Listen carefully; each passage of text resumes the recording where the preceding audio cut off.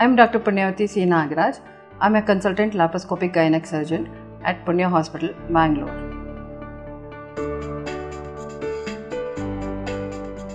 PCOS is polycystic ovarian syndrome. As the name says, it is a syndrome only. It's a complex of diseases. In that case, we find female sex hormonal imbalance along with some associated problems. In PCOS, both the ovaries shows small, tiny, fluid-filled sacs on the surface of the ovaries. This is called polycystic ovarian syndrome. In polycystic ovarian syndrome, lot of hormonal changes happens. In case of polycystic ovarian syndrome, the pituitary gland produces more of luteinizing hormone that will be released into bloodstream. That is taken up by both the ovaries. So there are lot of primordial follicles in the ovaries.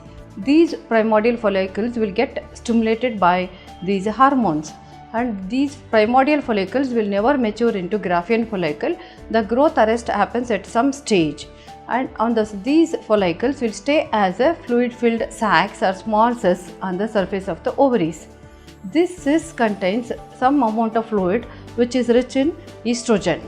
Because of these abnormality in the hormone levels, there will not be ovulation. That means the follicle will never mature into Graafian follicle, and there won't be any release of mature egg. That is called ovulation, but this ovulation will not happen in polycystic ovaries, and these immature eggs along with the follicles will retain as polycystic ovaries. Polycystic ovarian syndrome produces lot of effects on a woman's body. For example, this anovulation leads on to married women will have infertility, and other effects like they'll put on weight, that leads on to morbid obesity, and they may have medical complications like high blood pressure, hyperlipidemia, hypertriglyceridemia, as well as they may become type 2 diabetic also in future.